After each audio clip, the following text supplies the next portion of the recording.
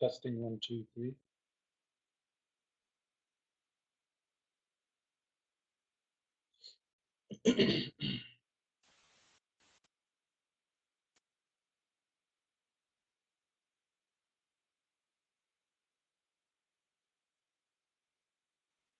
Assalamu alaikum. Alaikum assalam wa rahmatullahi wa barakatuh. Brother Karim, this is Sister Noora. Whenever you're ready, we can get started and I can introduce you, inshallah. So if you want to have your video on or just audio, it's up to you, as you like. And this is being recorded. Okay. Excellent. I'm just uploading the presentation.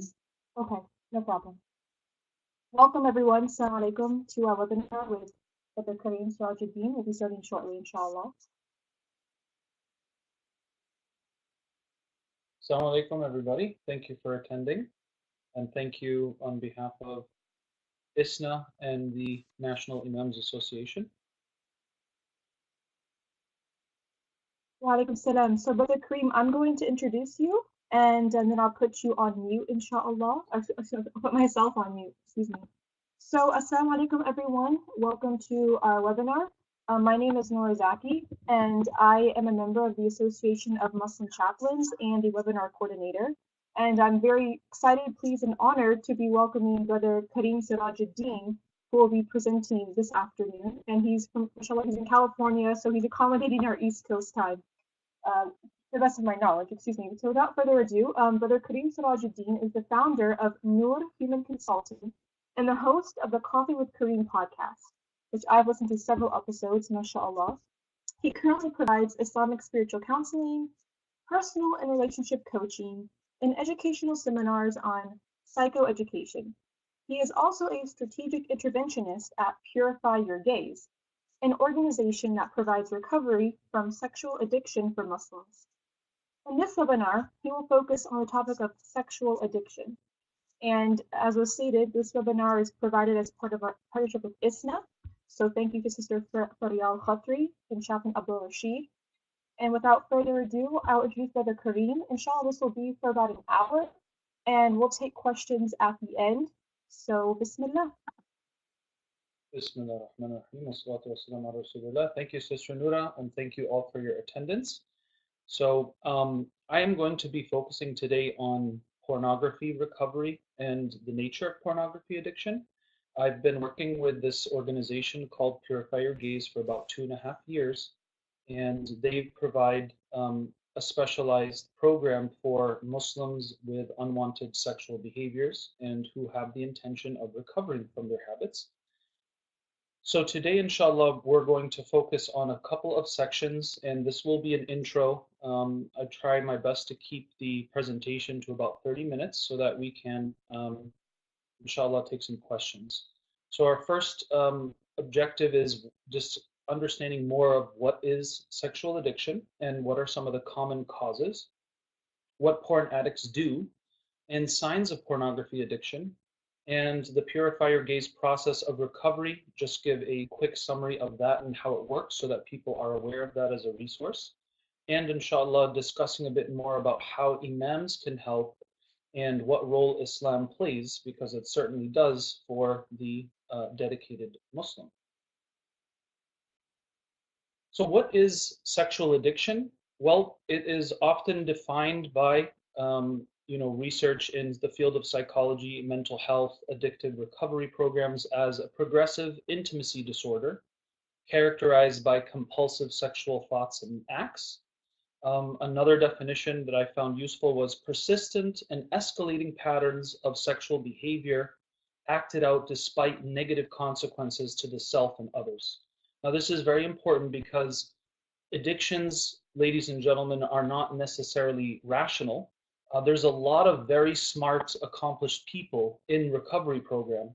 And, on the surface of things, they've got their life together, but they're still doing this very irrational pattern of addiction.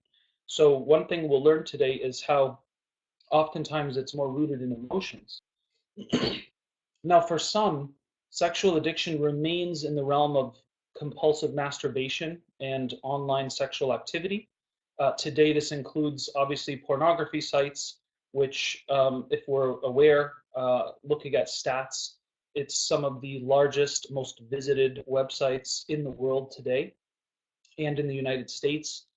There are some staggering stats that suggest approximately 90% of males, by the time they're age 21, have been exposed or consumed pornography, and I've seen somewhere between 35 and 60% of females, and this is in the United States. So clearly, those stats do apply to the Muslim community, and that means that the majority of people who attend Salat al-Jum'ah, which are usually men, have been exposed or are consuming pornography. For others, the sexual addiction can go to an extreme or severe level where they are now even involved in illegal activity, such as exhibitionism, voyeurism, obscene phone calls, and God forbid, things like child molestation or rape. I did have a case several years back where a woman discovered that her husband was um, using child pornography. So it started off as regular pornography when they were younger, and it escalated to such a degree. So may Allah protect us. But this is a reality for some people.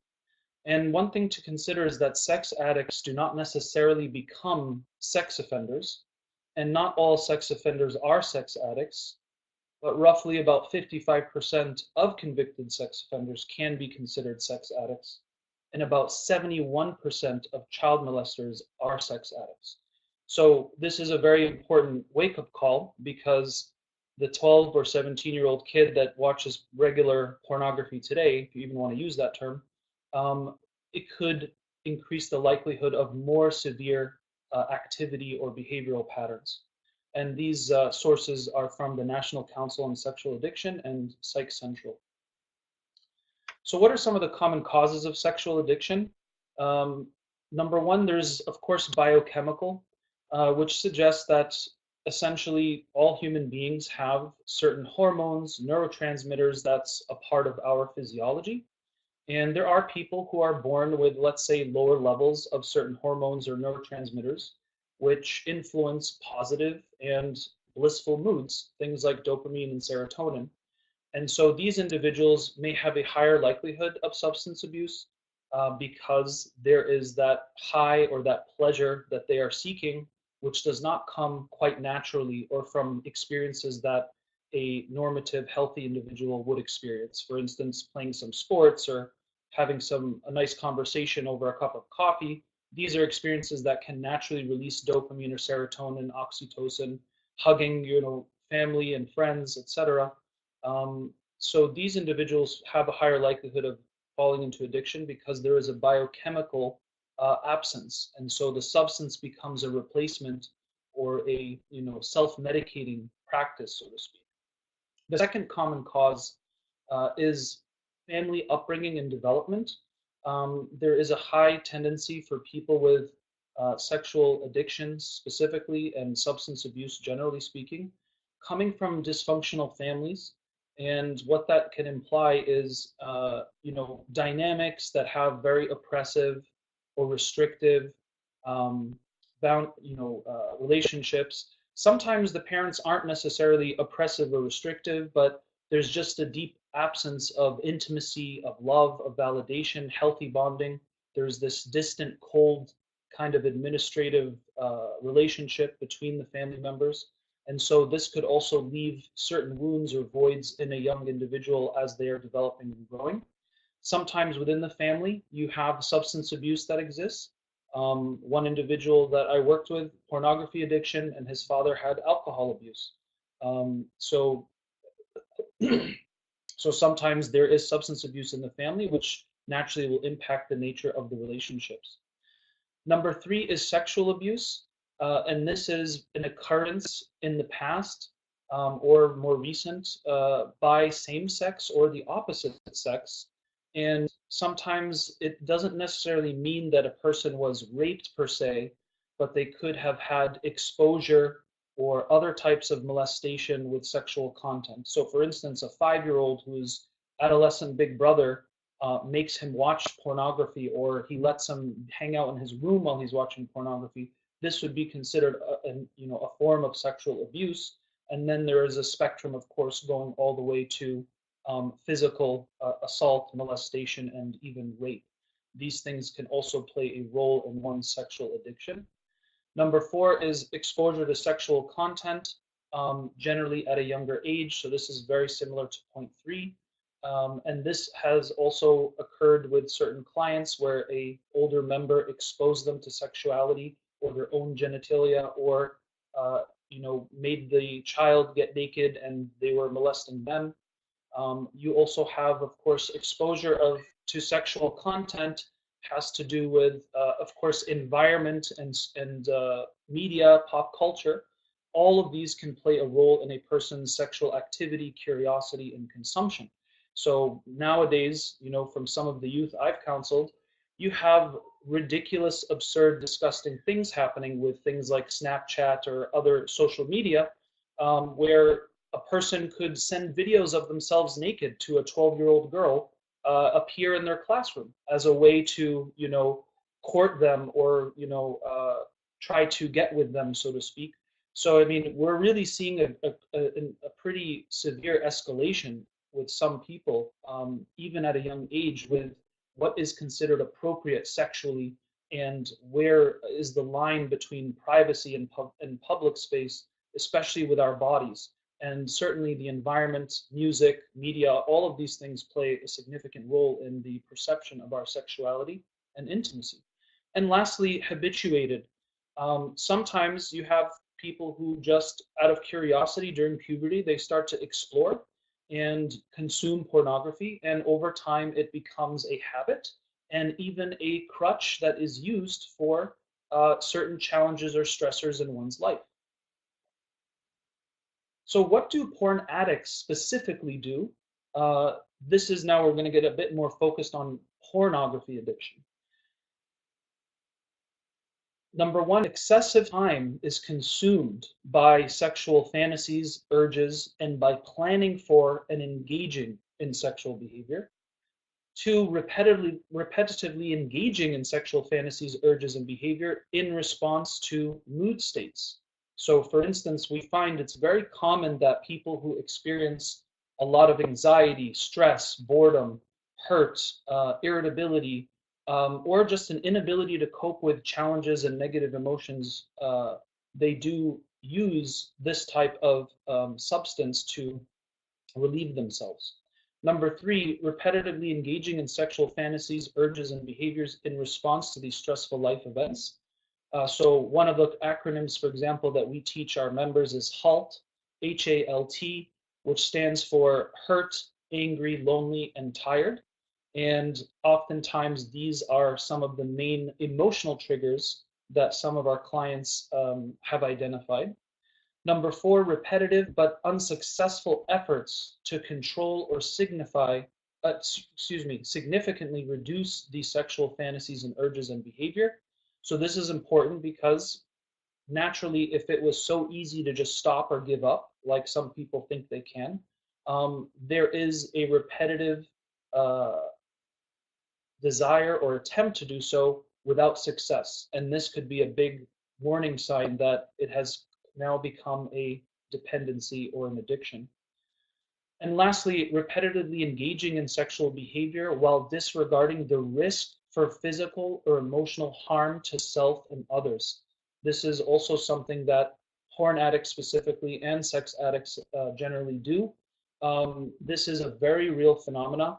For instance, you'll have individuals that look at pornography while their wives are in the same room with them, or looking at it at work, or staying up until 4 a.m. to look at it, and they have a job interview at 7 a.m. and then they just miss their job interview. So it gets to such a place where the addict is no longer realizing or taking serious the consequences of their activity. This is a big red flag that it has now become a destructive addiction. And a quote that I have here, which is, I think, poignant, is "The will is very strong, just misdirected towards an illusion." This is the words of an addict. I mean, as you can see here, what porn addicts do, there's a lot of willpower and dedication to this process.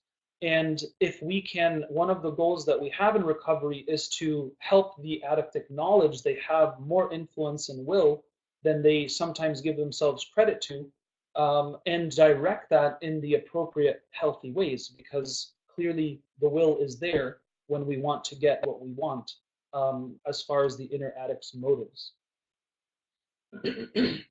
Now, some signs to consider, whether you have family, friends, or children, these are some of the signs to pay attention to. Now, all of these signs can also be found in other situations. It doesn't mean they are definitely a pornography addict, but certainly if most of these exist, it is a possible hypothesis. Let's just say that, and one thing you should definitely look into. So first of all, there is often a loss of interest in hobbies and social life. One of the kind of symbols of pornography addiction is it's very alienating and isolating. It makes the person want to spend a lot more time alone. Second is the individual starts to neglect obligations in their life, such as work, school, and family. So a student who, let's say, was social and was getting really good grades, all of a sudden there's a major drop in all of that. And as far as we can tell, there's no like bullying or illnesses or anything like that. It's just all of a sudden this activity has gone down or decreased, and this could be one of the signs that they are consuming pornography. So you should immediately look into that. If you notice these things specifically in your child or even a spouse. C, you have more anxiety, stress, and depression. There is more guilt and remorse in the person's moods. You notice irritability and aggression.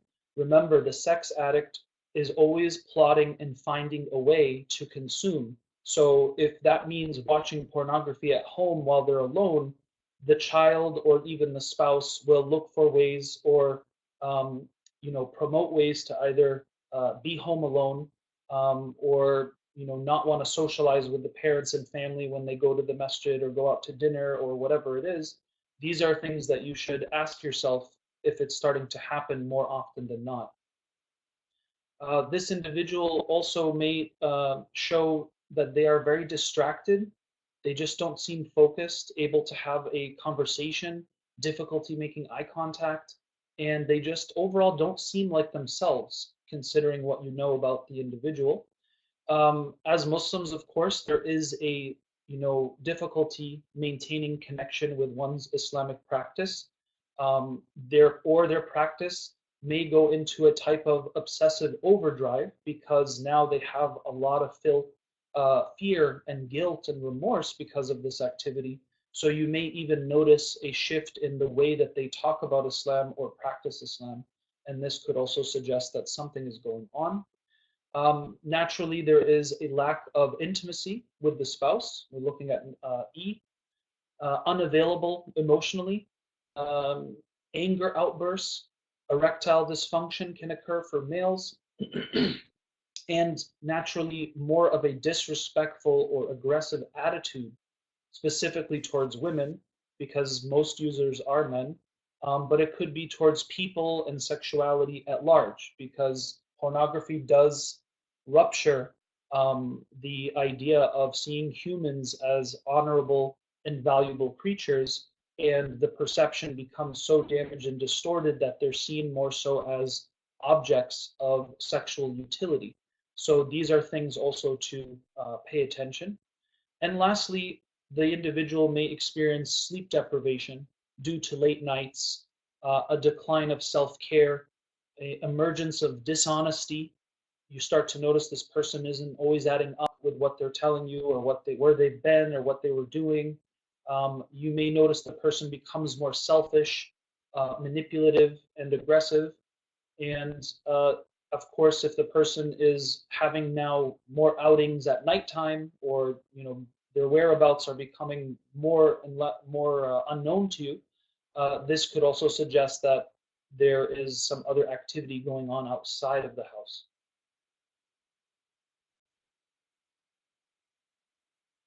So some of the common blocks that we should be aware of, because let's say we do know somebody, or we have a strong sense that a person is going through this.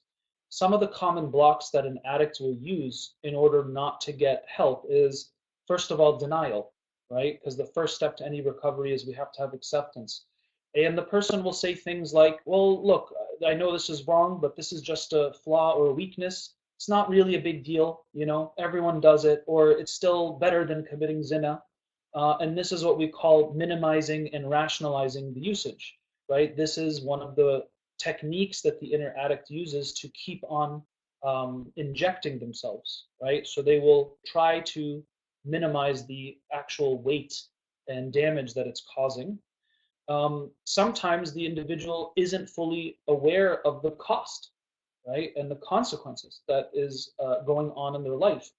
And often people who come to our recovery program, they are of two types. They're the types who see this on their own, i.e., I have a problem and I better do something about it because it's been 10, 15 years and I've been telling myself I'm going to get over this and I haven't.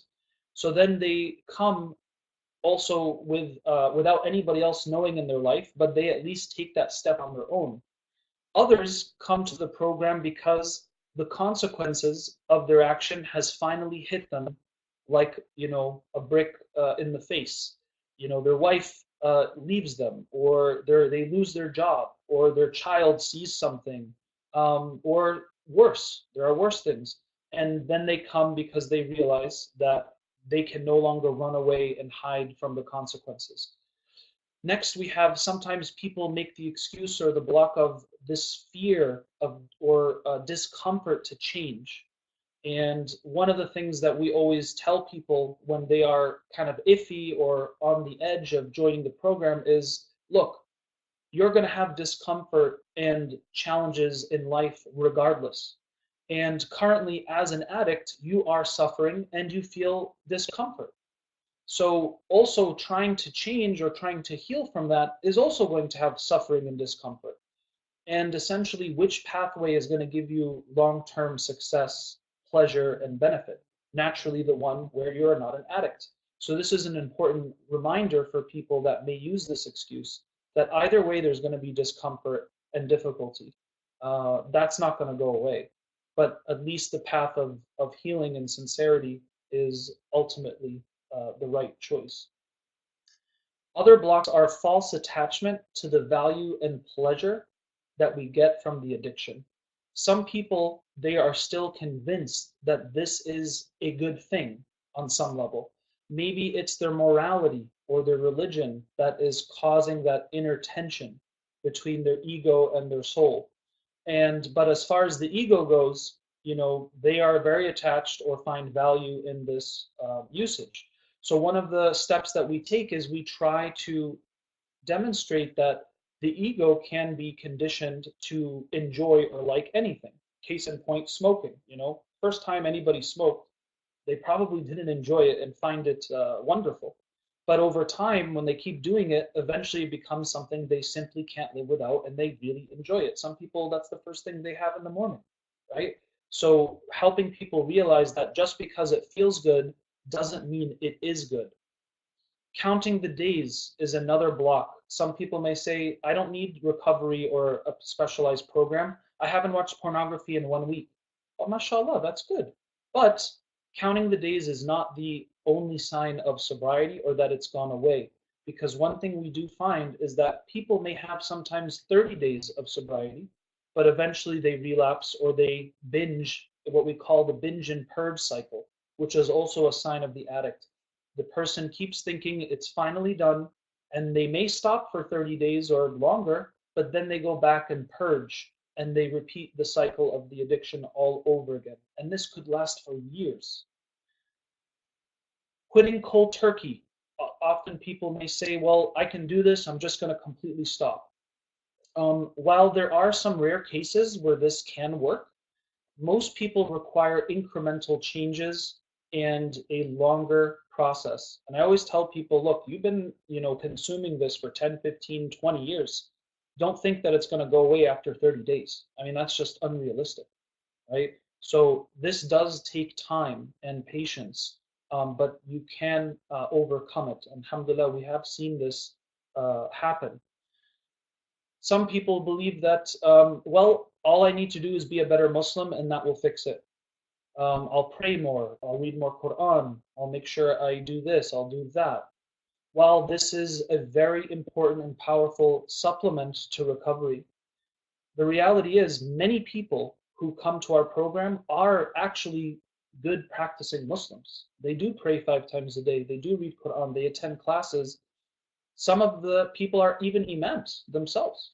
So this theory or this block clearly is not the whole picture, because if it was just a matter of having faith, or being more practicing of one's religion, then that would have solved it for a lot of people. But it turns out we don't see that, practically speaking.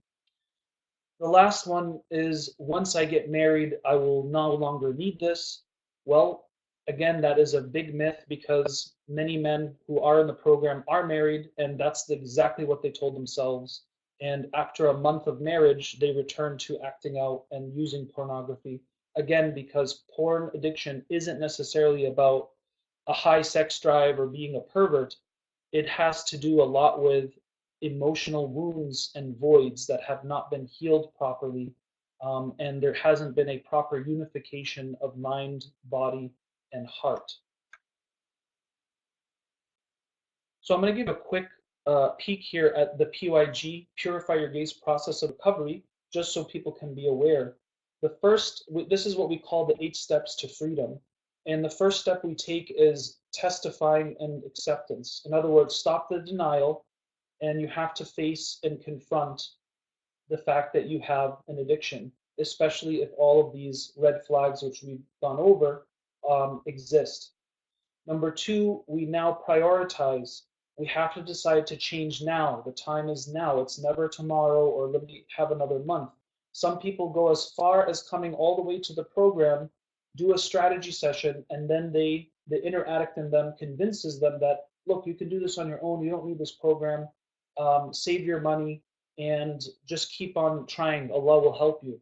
And these people have to be pulled back in and recognize, no, the time is now. You can't procrastinate any longer, or else another 5, 10 years will go on.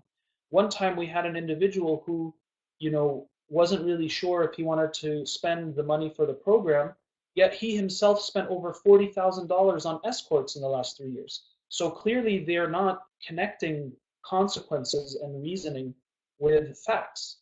This is one of the delusions of the inner addict. It's a very serious and stronghold on the person's mind and heart.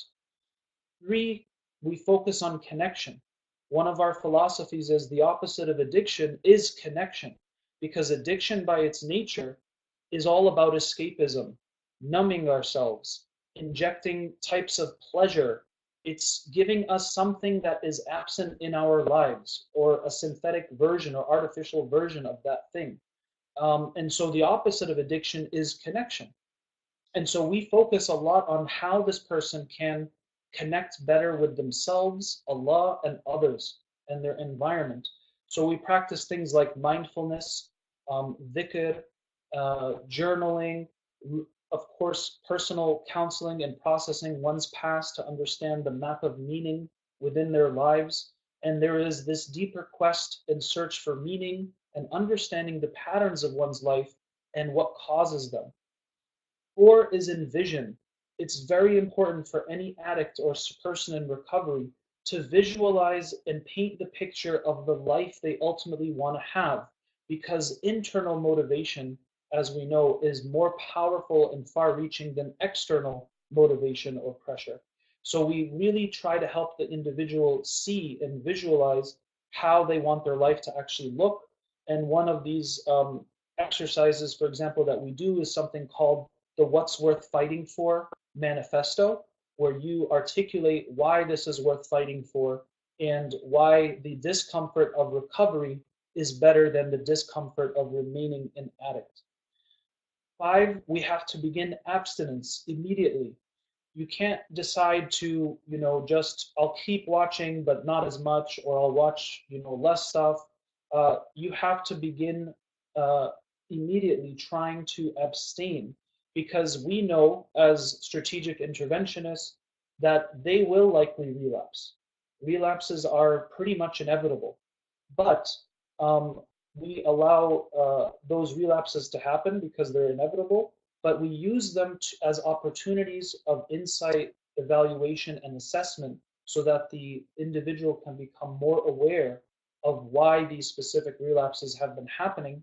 And now they are confronting it in a whole new way now that they have a counselor or coach or mentor to hold them accountable and help them evaluate. So what this means is we need to close the door to all addictive outlets and numbing agents. So at first, we usually take steps like external measures, you know, internet filters, making sure that you have a schedule or lifestyle where you're not spending all that time alone.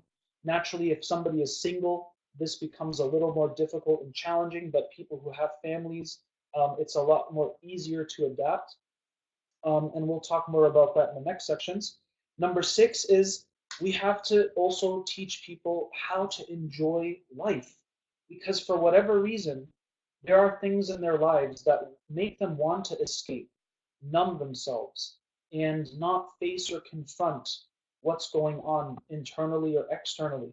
So we also have to help individuals learn how to live within their, permissible boundaries.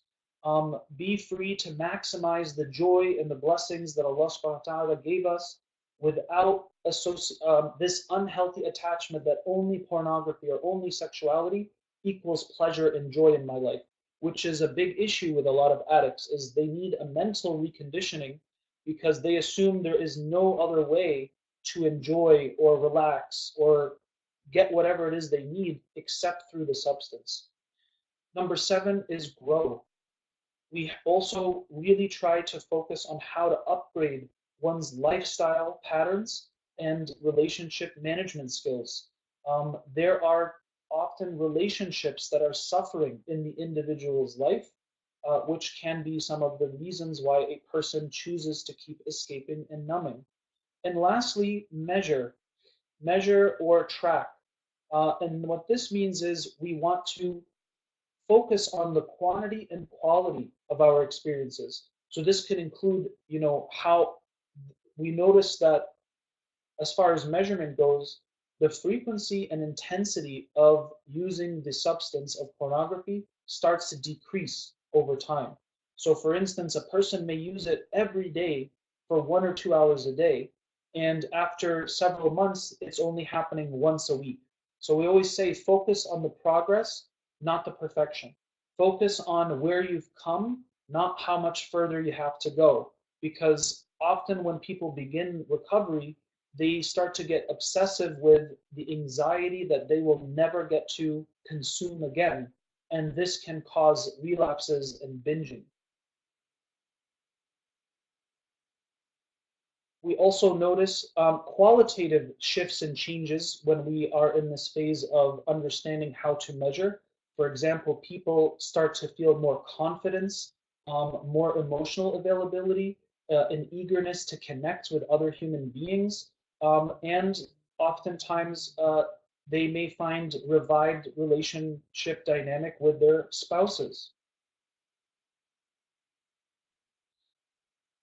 So here I also have 5 ways that we also use to succeed. It's just kind of a different paradigm.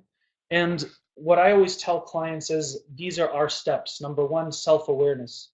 So there's always a process of personal counseling and exploring of our background, identifying what could have been the causes or trauma behind our patterns, learning how to cope and heal with challenges in life, and recognizing that there are certain pain points that causes an individual to want to escape or disconnect. Number 2 is what we call breaking the cycle of acting out. So as we understand more about the nature of the inner addict and the traps that it plays on the psyche, we also notice and have identified there is what we call the cycle of acting out. It's this process of the following steps. there is an obsession with the sexual fantasy or content or need to act out. Then it follows with anxiety because the person now feels anxious because of this obsession. And then there is a process of ritualization, which is essentially a format which allows the person now to consume or engage. And people have, very common rituals when it comes to this. So, for instance, being alone, you know, um, looking at things or certain things or texting or whatever.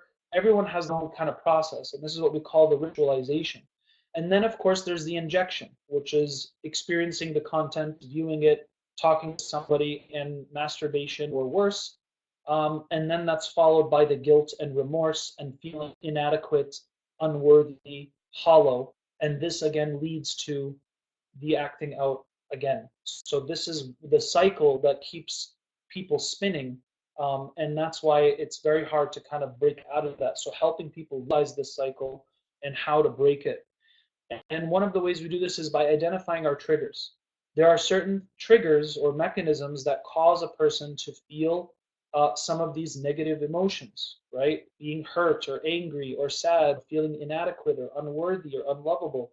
These are all some triggers that people carry emotionally and can set them off. We also learn how to put together a proper recovery plan, which is more customized for each individual's experience. Again, some people watch pornography and masturbate, others go see escorts on a weekly basis, others do both of them or more. So every single person's going to have a unique custom plan, but there are the main objectives throughout. And this includes certainly strategies around our boundaries, how to have new positive experiences and healthy connections in our life, and how to avoid or work through triggers when they happen. Because we always teach people that triggers are not, you can't blame a trigger. You also have to recognize that in between a trigger and an action, there is a subjective space where a choice is made. So, this is why mindfulness, becoming more spiritually and psychologically aware, helps people become more empowered through this self awareness. And when they experience this, they have more influence over the addict. And the addict is no longer riding them, but they are riding the addict. So one analogy I often give is like we take this addict and it's like this strong animal, and you want to put it in a cage and start, cutting it off from supplies and food. And as it gets weak over time, in other words, you win day-to-day battles, it will no longer have the same force or allurement to one's heart. And lastly, maintenance. We have to have accountability. We have to have what we call post-relapse care.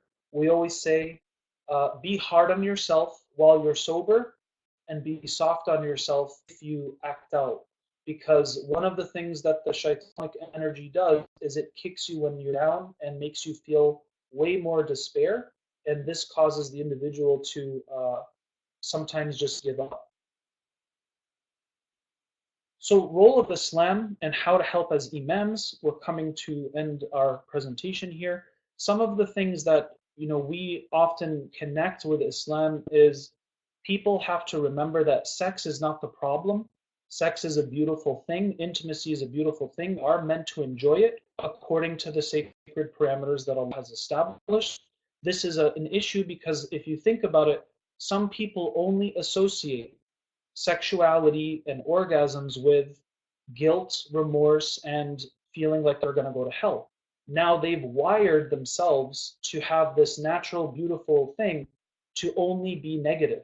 So there's a lot of anxiety and guilt and remorse welded to the person's identity around their sexuality. And this is one of the consequences of being an addict. So Islamically, we try to remind them that this is something that is meant to be enjoyed within the boundaries of marriage.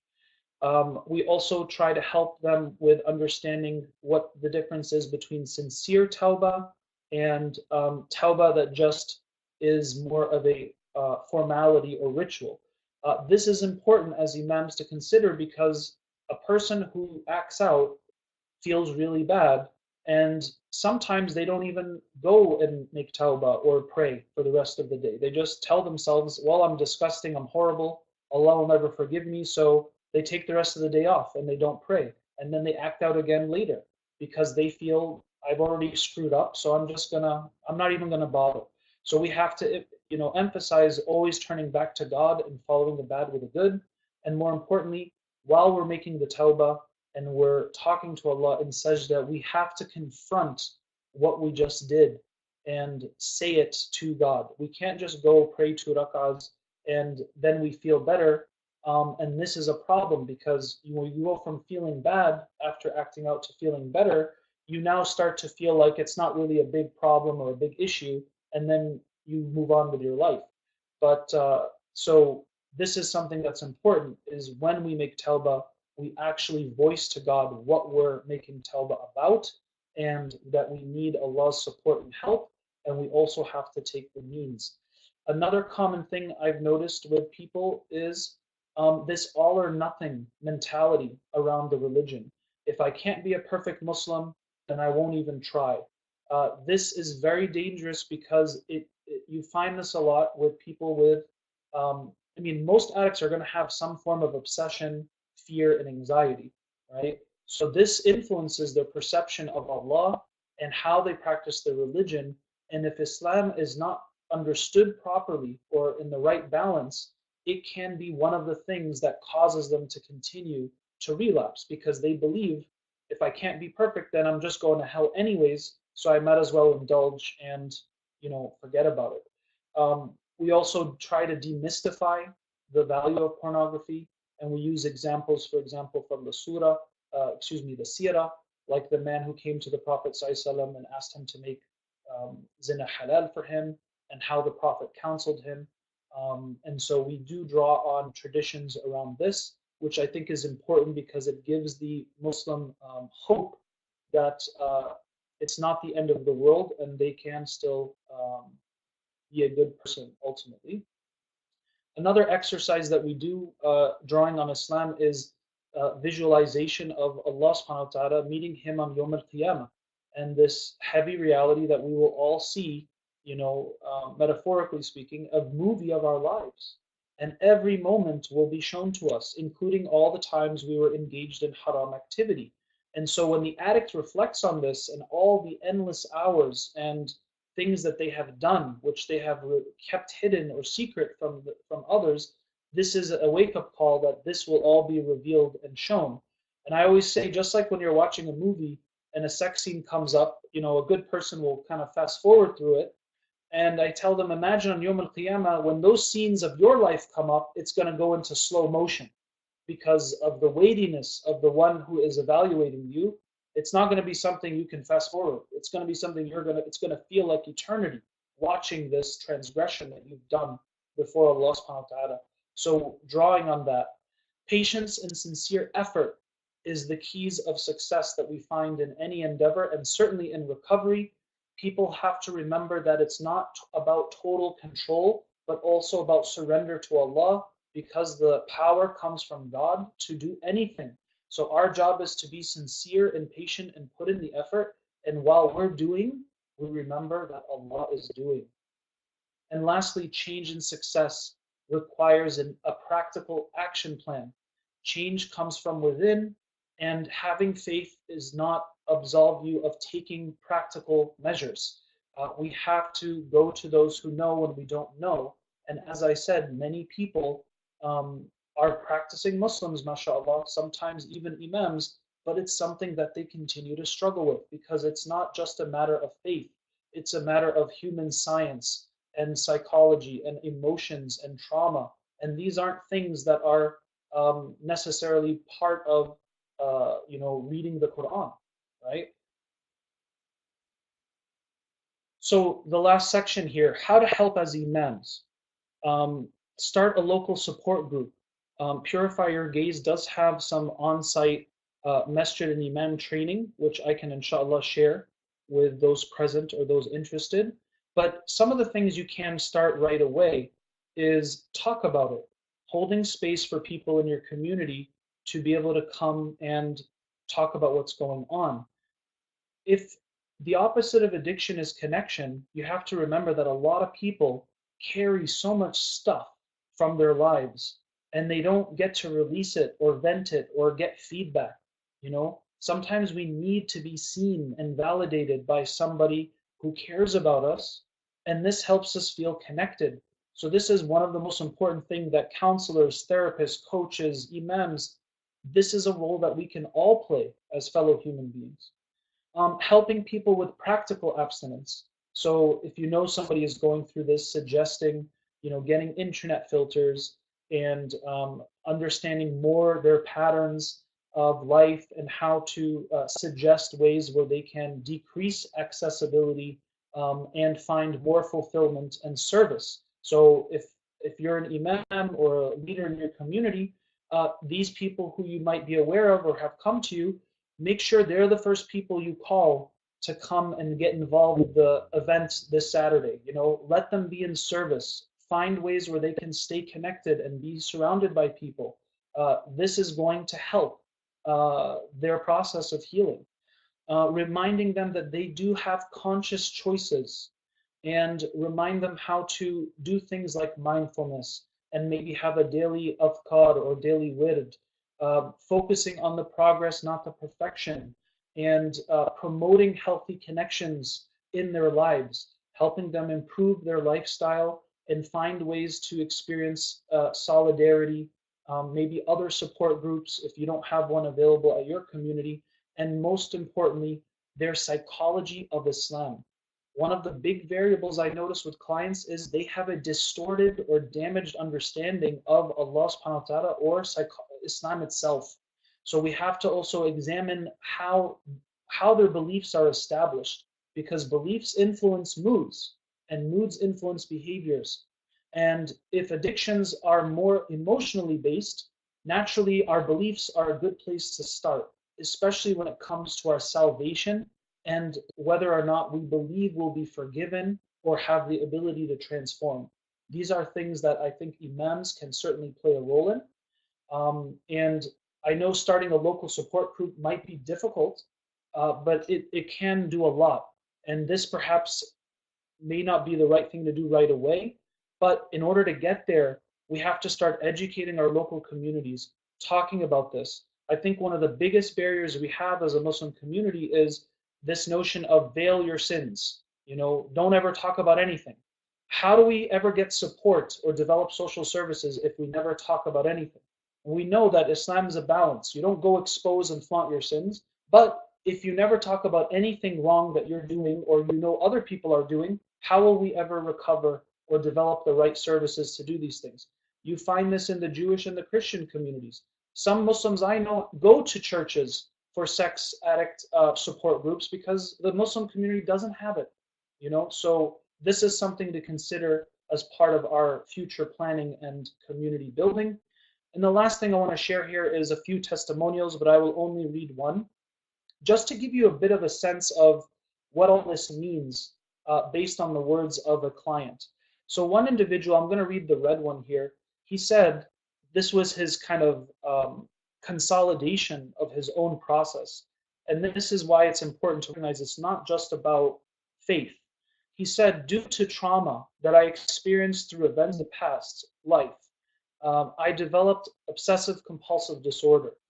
As we know, trauma is shock experienced through unexpected, undesired events in life, while OCD is the obsession of control over different aspects of life. The cure for most things is found in their opposite, which in this case would be to have control, in hopes and attempts to protect myself from pain and fulfill my hidden needs. Not only did I experience shocking, unexpected events, I also experienced uncertainty at a very prolonged period about the most important aspect of my life. This played a role in my addictive behavior as I tried to compensate for the lack of control and the need for certainty throughout my addiction. I also learned that I live a very unhealthy lifestyle of being a people pleaser and then burning out. This would result in me then resort to scheming to take care of myself since nobody else would. And that caused me to act out, which was a very self-centered set of behaviors. So my life revolved in this cycle of being a people pleaser burning out, scheming for self-care, becoming self-centered action, using self-centered actions, and back to being a people pleaser. Furthermore, the people I gave my all to were the ones who hurt me the most and the ones I faced rejection from.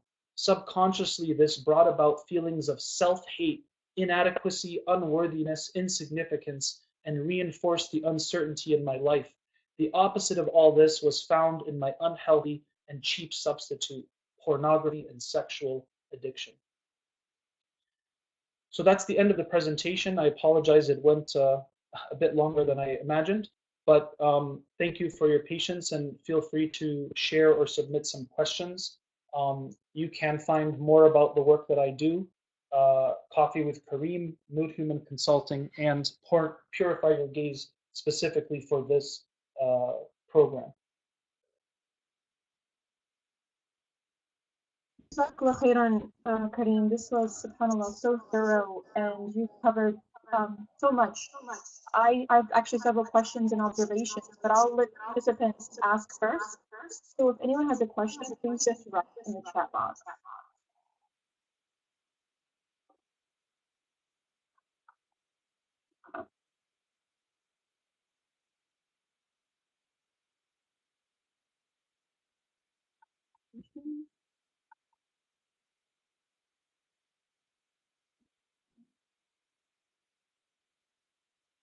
Brother Kareem, before someone asks a question, I just wanted to say that it seems like you were able to identify this idea in Islam as muhasaba, muraqaba, and mujahada. The idea of taking the self to account, observing the self, and the continuous life struggle with jihad and nafs of, and that to me, I'm sorry, am I being heard correctly? I feel like I'm echoing. I can hear you, yeah. Okay, so I think that more of an observation is that what you presented is a very holistic and integrative approach to Islam, not just for people who have sexual addictions, which may help them and help us with all of our everything that we're suffering from, but you've presented us a roadmap and tools for people of all walks of life, for self-discovery, and as chaplains, and imams, we do a lot of spiritual and pastoral care, and the self-awareness approach and asking these questions is essential. So thank you just for providing us with lots of tools that we can, inshallah, add to our repertoire as chaplains and religious leaders. So here's some questions we would like to look at those. Okay, so I see one question here from Patricia Anton. Thank you for your question. How do you advise clients to discuss or not with spouses? Yes, this is a very good point. So every case is different. Obviously, one of the big milestones in recovery is you become open and honest and transparent, especially if you're married or in the events that your spouse is the one that caught you and that's what made you go to recovery. So in the case where the spouse is already aware, you have to maintain and be consistent with that transparency and openness. Now, one thing to consider for a spouse that a person is married to a man who is in recovery is that relapses that happen is not necessarily a sign that they're, going back to their ways. Relapses are inevitable, but the frequency and intensity starts to decrease over time. Like I said, like they can go from daily to once a month, and that should be the focus.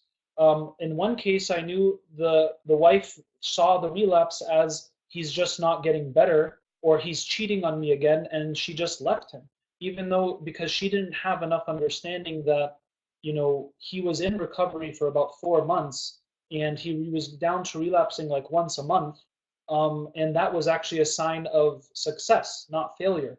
So I think if we are going to include our spouses in our process, they should become educated about the process of addiction, because it's a very difficult thing to understand, especially for wives that are married to a man with this, because again, it's there's just a lot of layers to it that we sometimes have very little information about. So I would recommend educating them, sharing websites or presentations like this for them to recognize more of what this implies. Now, for other individuals, sometimes sharing with their spouses will be a bad thing, at first. Because if, let's say, they have a type of wife who, as soon as they find something like this out, they're going to pack up their stuff and take the kids and go stay at their parents' home, and this will cause a significant stressor on the individual, and it could really mess up his recovery. So sometimes we advise to keep that information to themselves until the client develops a strong enough center that holds themselves. They're grounded enough in their recovery where they are able to emotionally handle whatever response will happen once they do share this with their wives. But ultimately, we always encourage openness and honesty when people are married. And in cases where somebody is not married, uh, our general rule of thumb is you have to tell the person that you're courting, like in a premarital process. And the only situation where you could say that you is after about 12 months of sobriety. So if you've been sober for 12 months and you now start courting a sister, you can choose to say, look, I've had that happen in the past, but I've been sober. Or at that point, you can, not reveal that this was a part of your history, if you've had about a year of sobriety and you're confident that this is something that is not going to be a part of your life. However, if that same individual gets married and they do find themselves relapsing, even after 2 years of sobriety, because again, sometimes that can happen, then they have to be open and honest with that person in the event that they do relapse in the future, so that the wife is now fully aware of this person's history.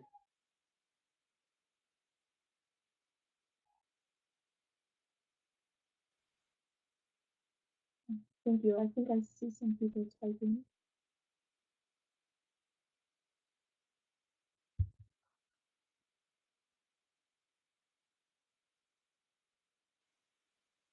I can definitely send a PDF of this presentation if you'd like, Brother Joshua. Um, let me just, I'll share that with the facilitators and they can send it to the team here. Brother Kareem, I know it's almost been an hour and you want to respect your time and Isna. Just one question, if I may, and then we can take one more. Regarding the causes that you presented in the beginning, biochemical, family, upbringing, etc., are those in the order of um, not priority? Are those in the order of what causes it the most, or there is no order to that? Because Oh, there's no order. Okay. They're just common causes. And I'd say from my humble observations and from the people I've worked with, I would say most of them are, uh, let's see, just to go back. Most of them are rooted in family dynamics and past trauma. And I would say second, from what I've experienced, is actual exposure to sexual content and even sexual abuse. So you have, for example, relatives that are, abusers, or family friends. And of course, we know, like in the Middle East and the East, we have like servants and people who work in the house. These are also some of the people that are abusing people in those societies. So that's some data around the actual cases I've worked with. It's mostly um, 2, 3, and 4. And 5 is kind of included in some of those others, but it's very rare where you have like a very, upstanding family and child, and they just happen to develop this, addiction on their own kind of thing, although it can happen.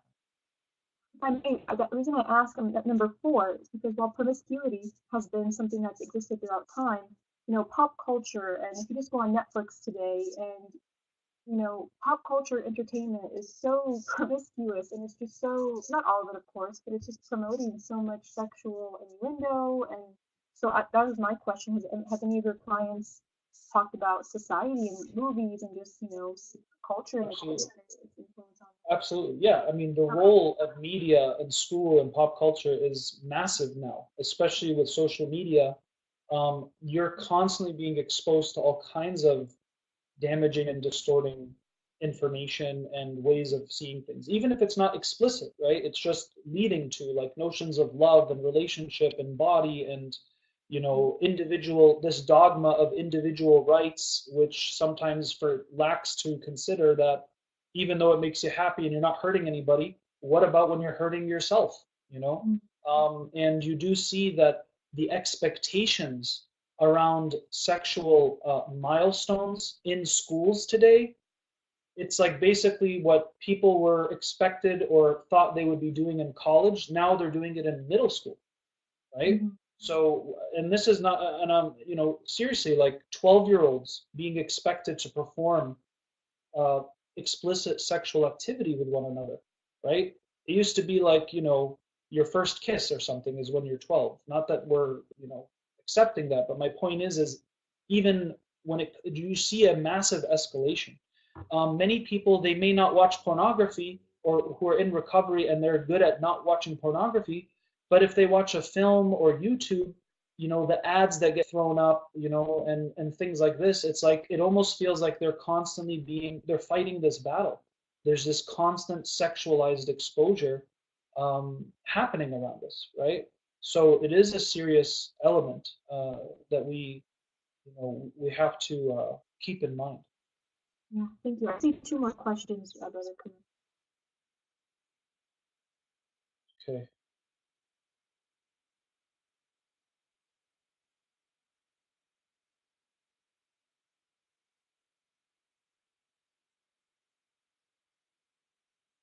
Yeah, as far as Patricia, so female chaplains, you may not have a lot of women coming to you with this same need, but how do we help as female chaplains?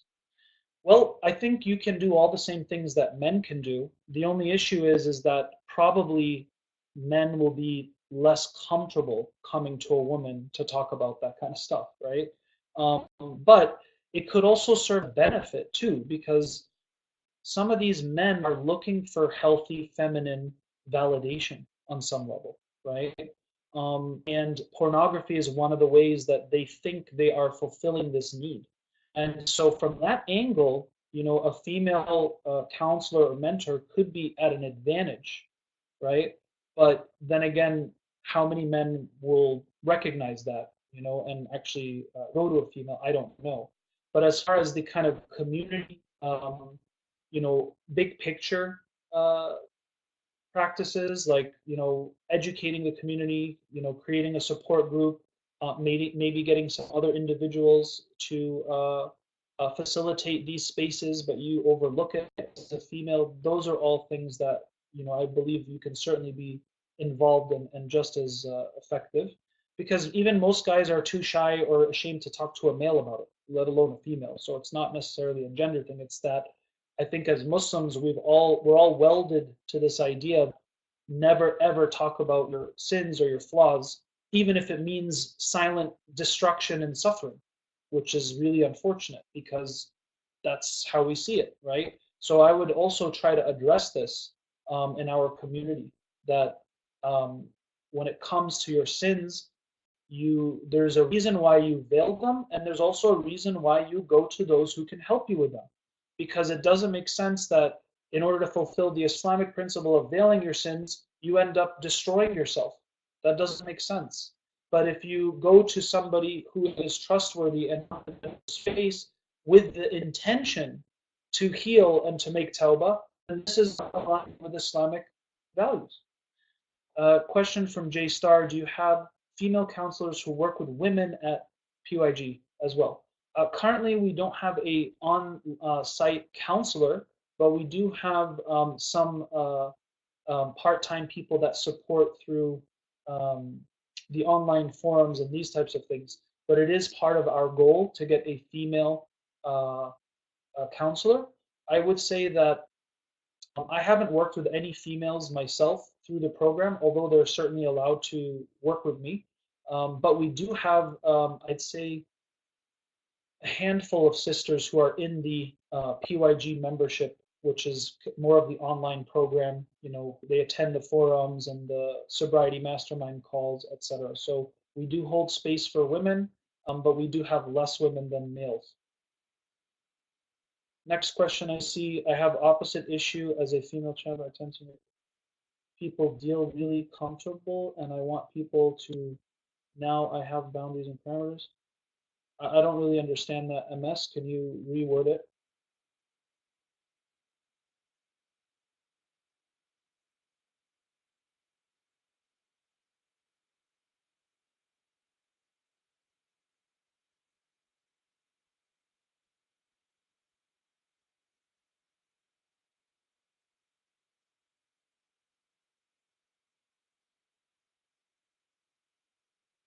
MS, Oh, can you please word your question for Brother Kareem? if I understood MS, you make people feel too comfortable and you need to have boundaries and parameters with them. Is that what you meant?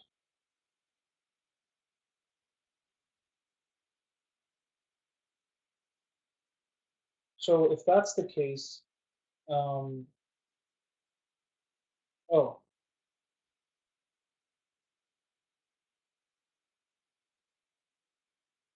okay. Okay, any other questions for me, inshallah, before we wrap up?